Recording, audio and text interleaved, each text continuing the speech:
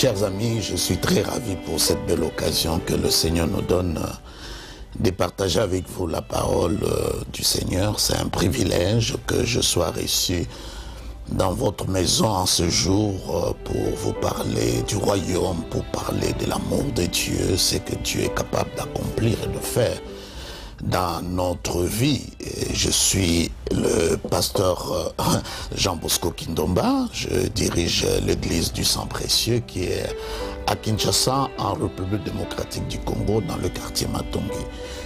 Et aujourd'hui, j'ai à cœur de partager avec vous et je demande vraiment que vous puissiez, si vous le voulez bien, m'apporter votre attention parce que les choses que j'aurai à partager avec vous aujourd'hui, ce sont des choses tout à fait fondamentales parce que la parole de Dieu, elle est vivante, elle est agissante, elle est attractive, elle est miraculeuse.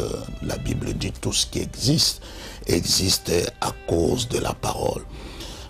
Je suis en train de vouloir, et je crois, ce n'est pas seulement le fait que je veux, mais j'ai vraiment ce fardeau de vous parler sur la puissance du nom de Jésus.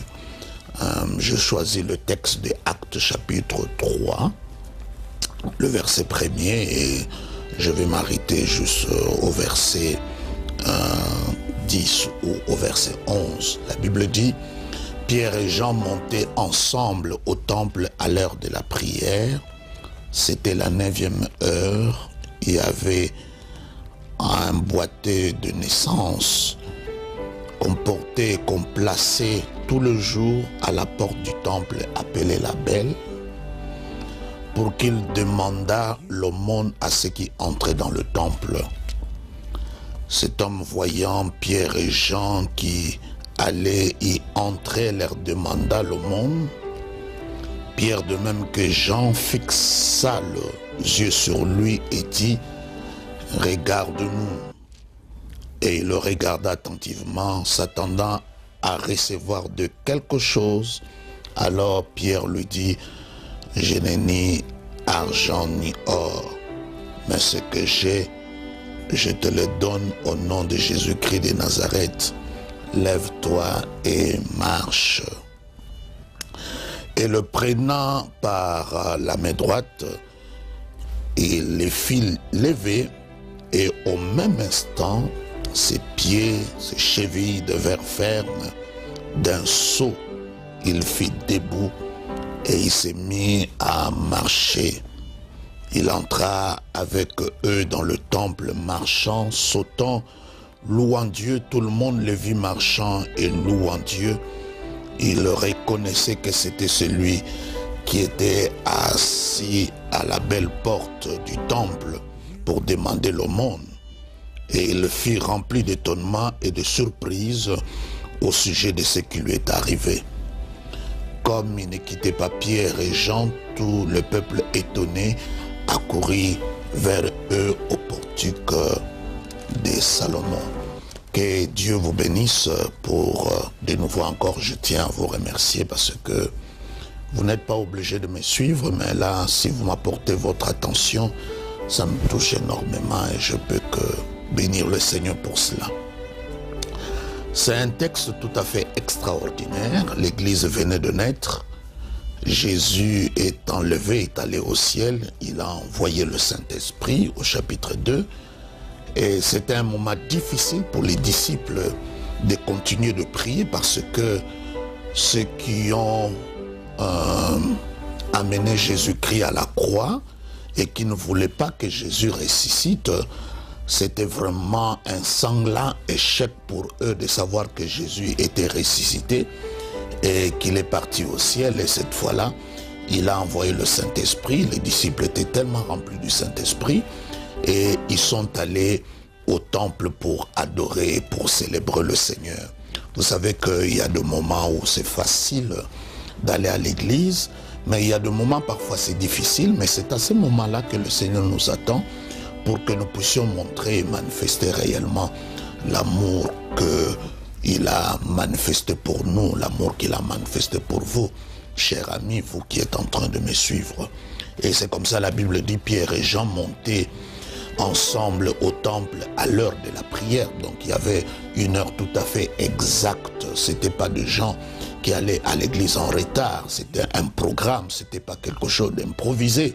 Mais c'était vraiment un programme. Je crois que si vous êtes réellement enfant de Dieu, vous devez avoir un programme par rapport à des choses de Dieu. Un programme qui ne doit pas être sacrifié à autre chose, à un match de football, à un rendez-vous. Quoique je ne suis pas contre le match de football, mais c'est une question de priorité quand il s'agit d'aller à l'église ou de prier.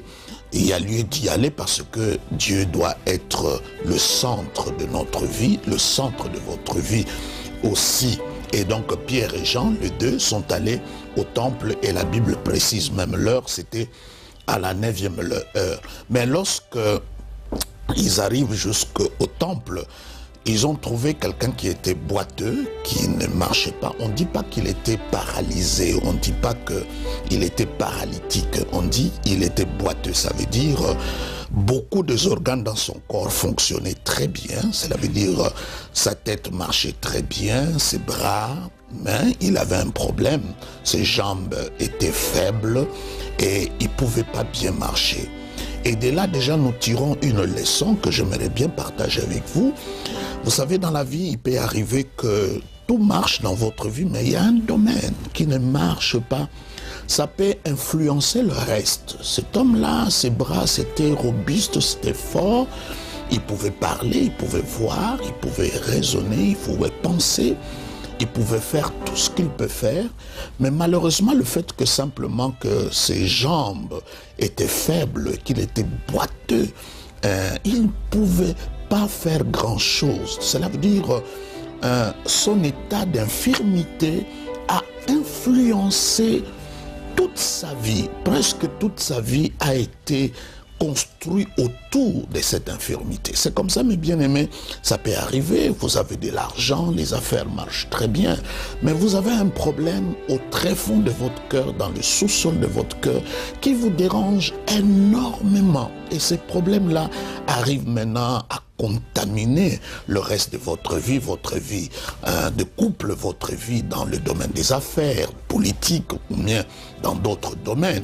C'est comme ça, il y a lieu parfois de faire très attention. C'est comme un jour, quelqu'un avait sa montre qui est tombée en panne, alors les aiguilles ne tournaient pas très bien, alors il est allé chez le réparateur, l'horlogiste, pour que sa montre soit réparée. Alors, au lieu d'amener toute la montre, il a amené seulement les aiguilles et il a dit au réparateur, mes aiguilles ne tournent pas. Il dit, mais apportez-moi le moteur. Il arrive que ce qui ne marche pas dans votre vie, c'est le moteur et qui peut influencer le reste de votre vie. Et cher ami, je crois que vous ne me suivez pas comme au hasard. C'est le Seigneur qui a voulu et je crois que même pour cela, Dieu a une solution. Vous savez, quand Dieu vient dans notre vie, il ne vient pas pour ce qui marche. Dieu vient dans notre vie pour ce qui ne marche pas. Dans toute la Bible, le Seigneur est spécialiste des cas désespérés, des choses qui ne marchent pas. C'est vrai que beaucoup de gens, des amis, des gens qui nous entourent, lorsque ça ne marche pas, ils ne savent pas ce qu'ils doivent faire de nous. Peut-être même ils peuvent nous profiter, peut-être même ils peuvent nous critiquer. Mais le Seigneur, lui, sait ce qu'il peut faire dans votre vie pour les choses qui ne marchent pas. Donc la Bible dit qu'il était boiteux. On ne dit pas qu'il était paralysé. Il n'y avait pas de dysfonctionnement entre son cerveau et le reste du corps. On dit le reste du corps c'était très bien, mais c'est les jambes qui n'étaient pas à point, qui n'étaient pas affermies, et ça a vraiment influencé toute sa vie. Peut-être toi c'est un problème de santé, tu as de l'argent mais tu es diabétique, tu as un problème cardiovasculaire, ça te dérange. Tu vis que de médicaments, mais peut-être tu es une très belle femme, une jolie femme, mais tu as un problème de maternité, et peut-être tu as un problème peut-être d'alcoolisme, de drogue, ça te dérange, tu luttes avec cela.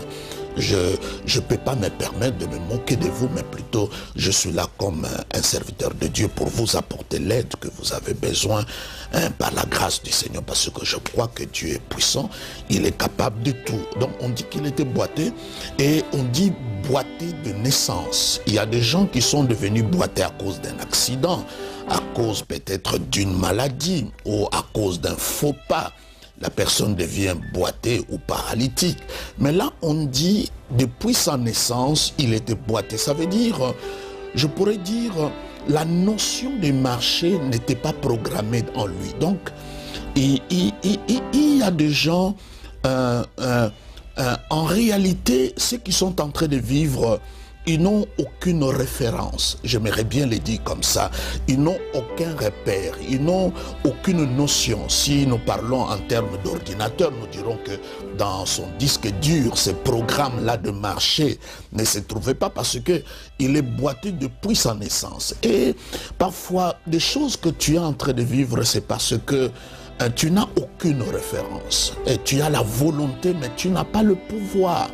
Et il y a des gens, une belle femme, il se marie, mais il n'a jamais appris à être une femme mariée. Il n'a jamais appris à être un grand homme d'affaires. L'argent lui tombe comme ça, directement il a des millions.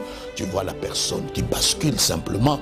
Il n'a pas ces programmes-là. Donc cet homme était boité, mais boité de naissance. Il n'avait aucune référence, il n'avait aucune notion sur le fait de marcher.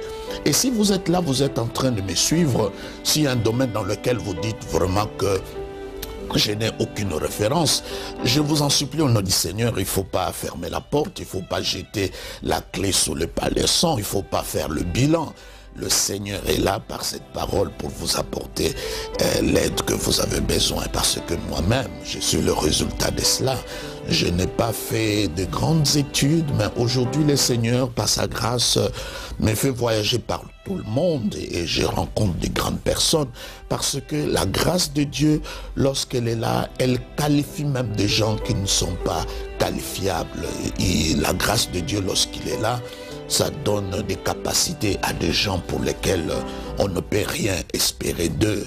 Mais Dieu, quand il vient dans notre vie, il donne un sens à notre vie. Et cher ami, je crois que tu vas trouver ce sens au travers, n'est-ce pas, de cette émission et de la grâce que tu m'as donnée de me suivre encore là où vous êtes, que ce soit à l'hôpital, peut-être en me suivant maintenant.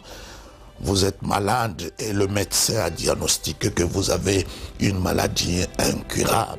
Mais donnez-moi ce temps et écoute la voix du Seigneur, la voix du bon berger, comme j'aime bien le dire, la voix du bon berger, que le Seigneur parle dans votre cœur et vous apporte le salut et la guérison que vous avez besoin au nom du Seigneur Jésus. Donc il était boiteux.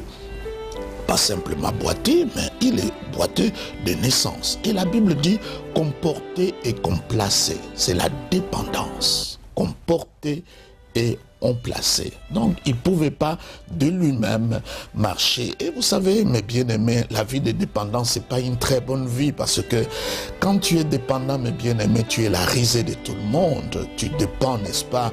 Et peut-être au moment que tu es en train de m'écouter, de me suivre, tu dépends de ta femme, tu dépends de quelqu'un pour t'habiller, pour manger, pour payer tes études.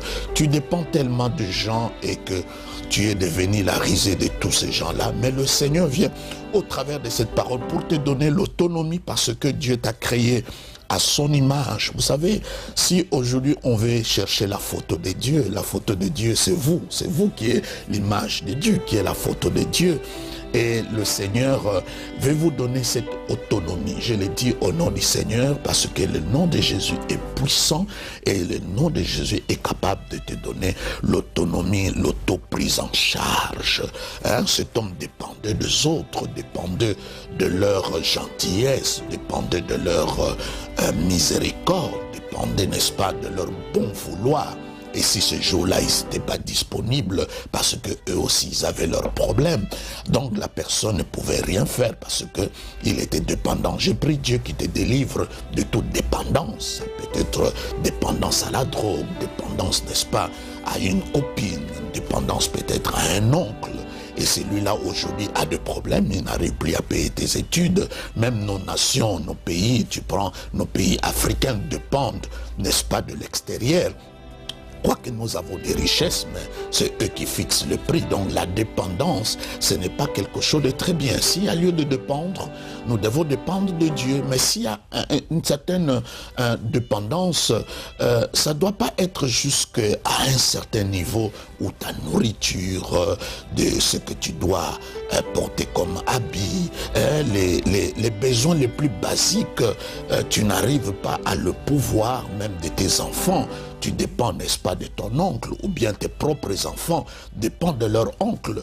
Ce n'est pas très bien, surtout lorsqu'on est un leader et qu'on ne puisse pas avoir les capacités de se suffire de lui-même. Et je sais que c'est une situation qui ne vous plaît pas. Peut-être les gens se moquent, les gens disent « Ah non, tu as des problèmes, tu as des démons, tu es lié. » Mais moi, je sais, au-dedans de ton cœur, tu n'apprécies pas cette situation. C'est comme ça que le Seigneur te donne cette occasion de me suivre au travers de cette émission. Et je demande par la grâce de Dieu que tu puisses retrouver ton autonomie au nom de Jésus. Si tu peux le dire ensemble avec moi, au nom de Jésus, je retrouve mon autonomie et cela t'est accordé au nom du Seigneur Jésus. Alors, on dit, on les plaçait tous les jours. Ça me touche énormément. On ne dit pas un seul jour, mais on dit tous les jours. Suivez-moi très bien. Ça veut dire, autour, n'est-ce pas, de son infirmité, une entreprise a été créée.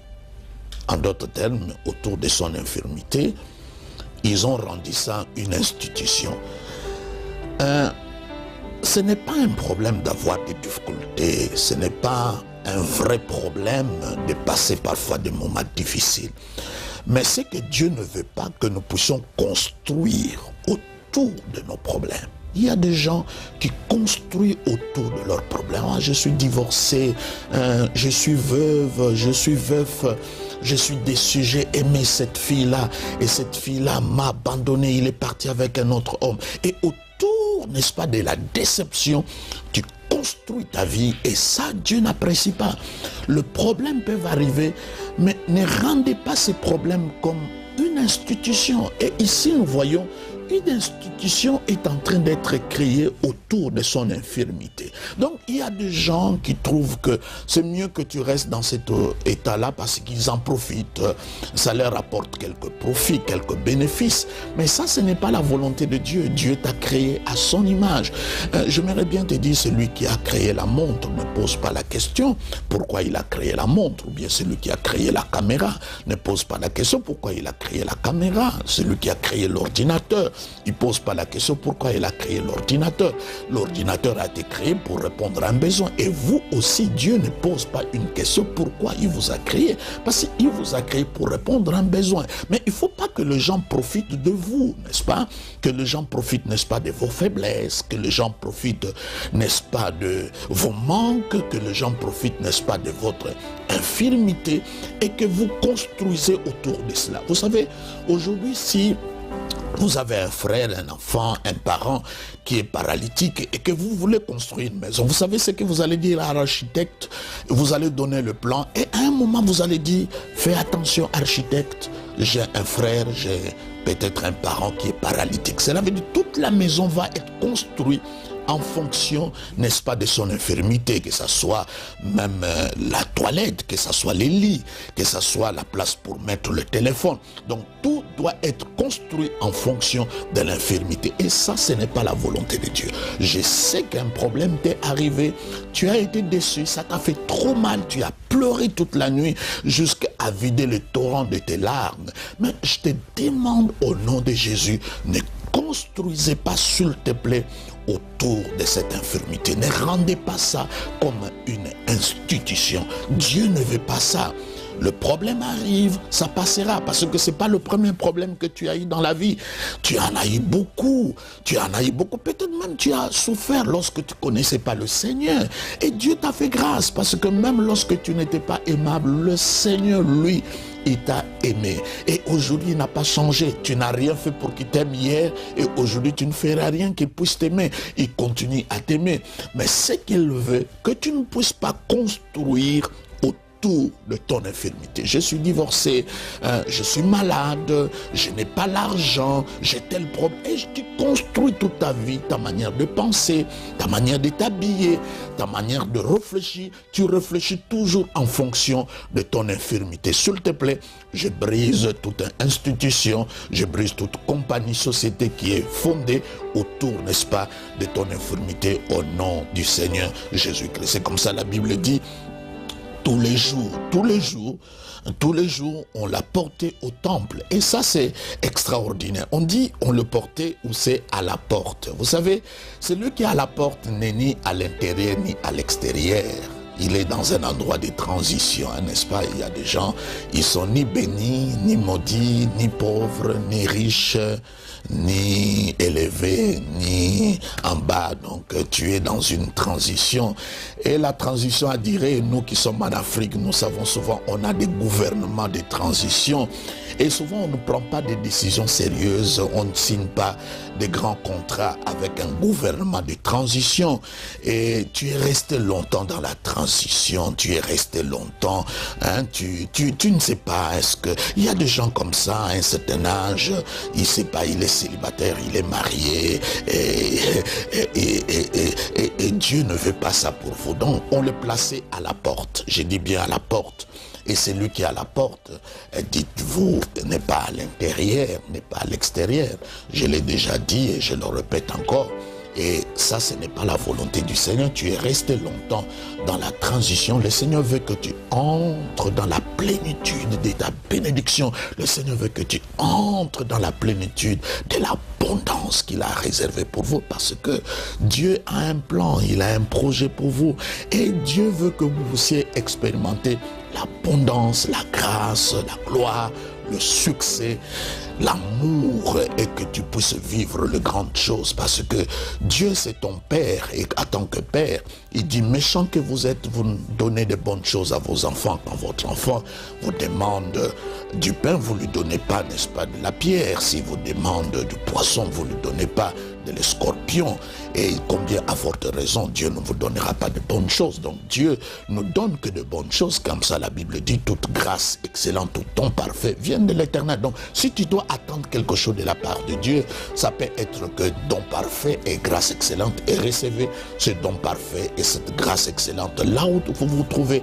Je ne sais pas là où vous me suivez, mais recevez-les au nom du Seigneur Jésus-Christ. Je sais que l'onction du Seigneur est en train de traverser, maintenant été touché là où vous vous trouvez, et cet homme était à la porte. Tu es vraiment dans une transition qui a duré déjà plus de 10 ans, plus de 12 ans, plus de 5 ans. Tu ne vois pas clair dans ta vie, mais le Seigneur est venu pour te faire quitter là où tu es, à la porte, dans l'endroit de transition, pour te faire entrer dans la plénitude de ta bénédiction en tant que marié, en tant que chef d'entreprise, en tant qu'homme d'affaires, en tant que femme d'affaires, en tant que politicien, en tant que pasteur. Le Seigneur veut que tu entres dans la plénitude de l'onction, de la gloire, du succès, parce que c'est un Dieu de la réussite, et la Bible le dit comme ça. Donc on dit, on le plaçait tous les jours à la porte du temple, appelé la Belle. Ça, c'est extraordinaire. On dit, le nom de la porte, c'est la Belle. Mais la personne qui était là était boiteux. Donc, il y a des gens, ils sont dans de bels endroits. Il est dans un mariage magnifique. Mais elle n'est pas heureuse. C'est comme cette femme, cet homme plutôt. Il est à la belle porte. C'est un bel endroit. C'est un endroit idéal, c'est le temple du Seigneur. Mais lui n'est pas heureux. Et c'est ça le problème de beaucoup de gens. Hein, tu es dans une belle société, belle entreprise, vous avez beaucoup de bénéfices, mais toi tu es malheureux. Tu es un garçon très beau, intelligent, tu as fini des études importantes, mais seulement que tu n'es pas heureux. Donc, entre l'endroit et c'est que toi tu es, il y a une contradiction. Quand on regarde la famille d'où tu viens, et c'est que toi tu es en train de vivre, il y a une contradiction. Quand on regarde l'homme qui t'a posé, l'homme pour lequel tu portes le nom, et on regarde ce que toi tu vis et ton comportement, il y a vraiment une contradiction. Quand on regarde le boiteux, Et la place qu'on l'a placée là, qu'on appelle belle porte, il y avait vraiment une contradiction. Et je crois que le Seigneur est venu pour corriger cette erreur, si je peux l'appeler ainsi, afin que tu entres en réconciliation avec l'endroit dans lequel tu te trouves. On regarde l'intelligence que tu as, les diplômes que tu as, et on regarde ta vie, on voit qu'il y a l'équilibre. Et ça, c'est la volonté du Seigneur. Je proclame au nom de Jésus que tu retrouves l'équilibre dans votre vie quand on regarde ce que toi tu es, et là où tu te qu'on dise vraiment il mérite à être cet endroit parce que Dieu lui a accordé beaucoup de grâce. Donc on dit, le monsieur là, celui qui est à la porte ici, qu'il était là, boiteux, mais la porte s'appelait la belle. Donc tu as beaucoup d'argent, mais tu n'es pas heureux, tu as des maladies qui te dérangent, et là même tu proposes de faire un testament. J'ai dit, tu peux le faire pour des raisons tout à fait juridiques, mais ne le fais pas dans le sens que tu penses que tu es à la fin de ta vie, parce que Dieu n'a pas encore fini avec vous. Il a encore du travail à faire. Son plan, il va le continuer jusqu'à la fin. Dieu ne s'arrête pas en mi-chemin. Mais vous allez constater que depuis que je suis en train de parler de ce boiteux, on ne donne pas son nom. On parle du boiteux, mais je crois boiteux ce n'est pas un nom. Quand vous regardez la Bible, on dit Naaman le lépreux. Donc quoi qu'il était lépreux, mais il continue à porter un nom. On parle aussi d'un aveugle, là on dit qu'il avait un nom, même le nom de son père, Barthélemy, fils de Timée. On donne son nom et le nom de son père. Mais ici, on ne donne pas le nom. Donc il y a des situations, tu l'as tellement souffert que la situation a absorbé ton nom. Donc, tu as perdu la personnalité. Lorsque quelqu'un veut se souvenir de vous, il se souvient sur la base du problème qui t'est arrivé. La veuve là, cette personne-là maladive, entre toi, ce n'est pas ton nom, mais le Seigneur veut te redonner ton nom parce que tu en as quand même, tu as un nom qu'on t'a donné, parce que tout ce qui existe a un nom et le Seigneur veut vous restituer votre nom. Donc, cet homme n'avait pas le nom et les gens l'identifiaient à partir de son infirmité. Mais le Seigneur, lui, veut vous accorder un nom. Donc c'est ce que nous constatons ici. Et la Bible dit, il était là pour demander l'aumône. Vous savez, demander l'aumône, bon, il y a plusieurs manières de demander. Lui demander, je crois, en tendant la main pour que les gens le donnent. Mais il y en a d'autres. Papa est mort, maman est morte, je suis orpheline de père et de mère. J'ai une cargaison de petites sœurs, de petits frères derrière moi. Les oncles ont tout pris. Je suis malheureuse et je ne sais pas comment payer les études de mes enfants, de mes sœurs, et comment pourvoir à mes propres besoins. À la place de tendre les mains pour recevoir l'argent, il y en a d'autres qui étendent leur corps. Excusez-moi les termes, vraiment c'est grossier, mais je n'ai pas une autre manière de le dire. C'est pas pour vous moquer, simplement je suis en train de décrire. Donc on est mendiant de plusieurs manières. Il y en a d'autres qui tendent les mains pour recevoir, il y en a d'autres qui tendent leur corps pour recevoir de l'argent. Je sais que ce que tu fais, tu ne le fais pas par amour. Si on te donnait l'occasion de travailler, tu vas travailler au lieu de faire cela. Donc on a beaucoup de manières de mendier et le Seigneur veut. Vous savez, la Bible le montre, Jésus guérissait beaucoup les mendiants simplement parce que Jésus ne voulait pas seulement guérir la maladie, mais parce que Jésus n'était pas d'accord avec la mendicité, la dépendance. Dieu ne veut pas que tu sois mendiant. Et même quand tu t'approches de lui, il ne veut pas que tu rapproches de lui comme un mendiant. La Bible dit, approchez-vous du trône de la grâce. Nous avons ce privilège de s'approcher. Rappelez-vous de l'enfant prodigue lorsqu'il est revenu. Il a dit à son père, reçois-moi comme l'un de tes serviteurs. Mais le serviteur est celui qui mendie. Le serviteur n'a que le salaire. Et le père dit, non, non, non, non, non. Toi, tu es mon fils. Si on a déjà été fils dans la maison de Dieu, on ne pourra pas être autre chose. C'est vrai que la communion peut être brisée, mais la relation est toujours là. Et le Seigneur ne veut pas que nous puissions mentir. Il veut que nous puissions reconnaître nos droits comme des fils et que nous puissions prendre ce qu'il a préparé d'avance pour nous, tel que la Bible le dit. La Bible dit, il était en train de mendier. Quand tu mendies, les gens te donneront selon leur bon vouloir. Tu dépends. Je me rappelle une fois, j'étais en Chine, à côté de mon hôtel. Il y avait des petites filles et des femmes qui mendiaient dans ces grands pays tout à fait développés. Et j'avais un billet de leur argent, c'était 20 quelque chose. Et c'est un gros billet pour un mendiant. J'ai donné à l'une des petites filles. Alors, elle m'a grippé sur les jambes parce que les autres voulaient, sont venus. Ça m'a beaucoup touché, j'ai dit, parce que même quand une personne te mendie, c'est une personne à part entière. Si tu ne veux pas lui donner, il faut le dire gentiment, il ne faut pas le rejeter parce que il est créé à l'image de Dieu. À cause de cela, avec respect, tu peux lui dire que tu ne peux pas, mais il ne faut pas le rabouiller, il ne faut pas le balancer simplement. Et la mendicité, ce n'est pas quelque chose de très bien, ce n'est pas la volonté de Dieu que nous soyons des mendiants. Alors la Bible dit, Pierre et Jean, maintenant, Pierre et Jean, j'aime bien quand on dit Pierre et Jean, hein? Quand on dit Pierre et Jean, ça veut dire dans l'église, nous devons avoir les pierres et des Jean. Si tu es Jean, il faut un Pierre, si tu es Pierre, il faut un Jean. Ils avaient des âges différents, Pierre était plus âgé, Jean était jeune.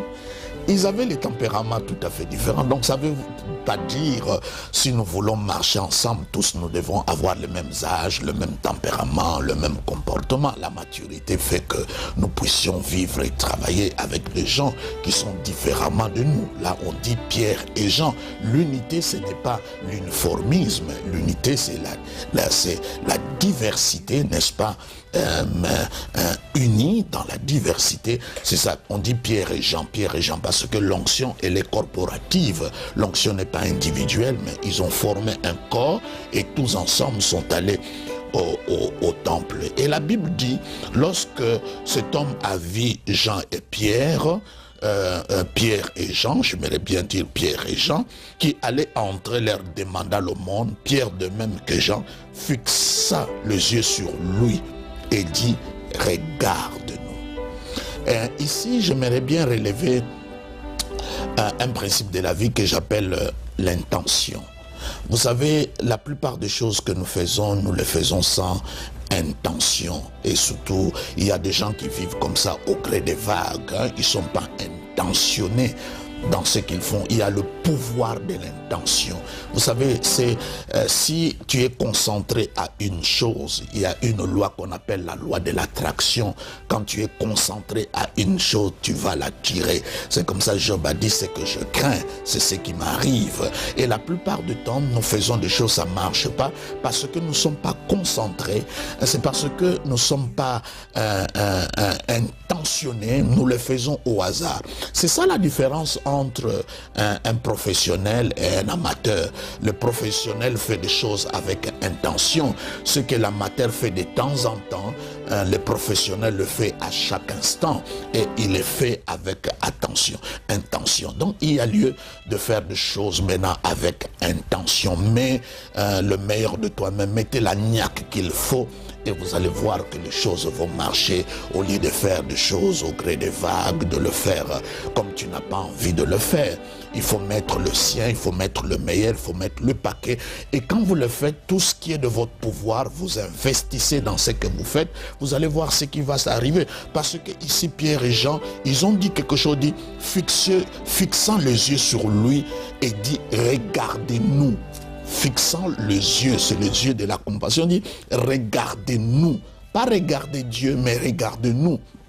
Et c'est vrai, mes bien-aimés, ça c'est tout à fait audacieux parce qu'ils étaient tellement remplis du Saint-Esprit, Dieu habitait à eux. C'est eux qui étaient la représentation et les représentants de Dieu. J'aimerais bien utiliser le terme, la représentation et le représentant de Dieu. Donc l'onction du Seigneur était à eux.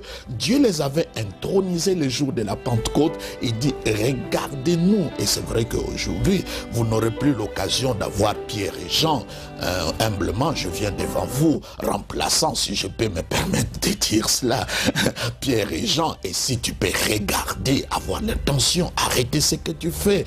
Peut-être tu regardes tout en lisant le journal ou donne-moi une seconde, arrête un peu, mettez de l'intention attention, parce qu'il y a une force lorsqu'on est concentré, il y a une force lorsque nous sommes engagés. Vous savez, la plupart des gens aujourd'hui, ils ne sont engagés à aucune cause.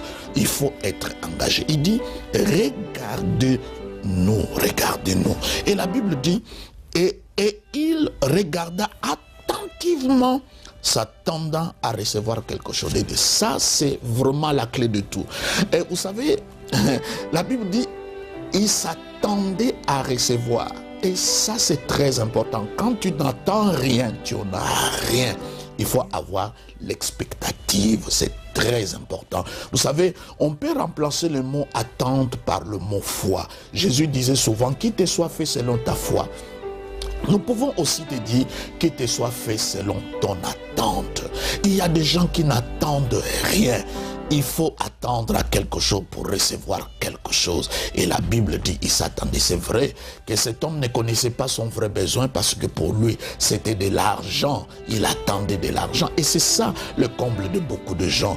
Vous ne connaissez pas votre vrai besoin. Et c'est comme ça, vous allez dans les distractions, dans les divertissements, croyant qu'à partir de cela, en changeant de femme, en changeant des habits de voiture, vous allez résoudre le vrai problème. Non, non, vous ne connaissez pas votre vrai besoin. Le vrai besoin de cet homme, c'était pas l'argent, parce qu'il en a eu déjà avant, mais cela n'a pas résolu son problème. Mais son vrai problème, c'était marcher. Et toi aussi, excusez-moi de vous tutoyer, si vous pouvez me le permettre, vous aussi, vous connaissez pas vos besoins. Votre vrai besoin est dans le très fond de votre cœur, et le Seigneur est venu spécialement, exclusivement dans votre salon, peut-être à l'hôpital, en prison, à l'université, pour dénicher votre vrai besoin. C'est que les gens ne peuvent pas faire. Lui, il le fera. Il te pourra faire marcher. Les gens peuvent te donner l'argent, mais demain tu reviendras encore. Et Jésus, lui, il te donne ce que personne ne peut te le donner. Et c'est ça qu'il va t'accorder. Et la personne s'attendait à quelque chose. Quand tu vas à l'église, il faut s'attendre à quelque chose. Quand tu vas au travail, il faut s'attendre à quelque chose. C'est alors que vous allez expérimenter le miracle du Seigneur. Et la Bible dit, j'aime bien Pierre et Jean. Et Pierre a dit, je n'ai ni or ni argent. Et la personne était découragée. Alors il était découragé, mais comme ils n'ont pas l'argent, qu'est-ce qu'ils vont me donner? Entre-temps, ce jour-là, c'était quelque chose de meilleur que cela. Vous savez, le jour que le Seigneur te visite, tu ne le sauras pas. Ce jour-là, c'est un jour ordinaire, c'est un jour habituel, mais c'est un rendez-vous divin. C'est comme vous me suivez, c'est un grand rendez-vous du Seigneur. La Bible dit, l'apôtre Pierre l'a saisi par la main. Il a dit quelque chose. Au nom de Jésus. Au nom de Jésus. Et quand il a proclamé le nom de Jésus, j'aimerais bien, avant d'arrêter, j'aime bien le nom de mon Seigneur, c'est tout un programme, le nom de Jésus. Quand j'en parle, ça me rappelle beaucoup de choses. Vous savez, quand vous appelez quelqu'un, par exemple, Michel, Antoine, ce n'est pas un nom qui vient, c'est une personne qui vient. Donc quand tu dis au nom de Jésus, ce n'est pas le nom qui vient, c'est lui-même la personne de Jésus qui s'élève et qui vient jusqu'à vous. Et quand ils ont dit au nom de Jésus, du haut de ciel là où il se trouvait, il s'est levé et il est venu au secours de cet homme. Et le Seigneur vient à ton secours maintenant, et voilà, il s'est levé d'un bond, il est sauté, il est entré dans le temple, il a commencé à danser. J'aimerais bien que tu puisses rejoindre ces cohortes de gens heureux, de gens bénis, et parce que vous avez votre place. Que Dieu vous bénisse pour l'attention que vous m'avez accordée. Que la grâce du Seigneur soit sur vous, que le Seigneur tourne son regard vers vous, qui vous donne sa grâce, et nous allons nous retrouver prochainement. Bye bye. Que Dieu vous bénisse. Merci beaucoup.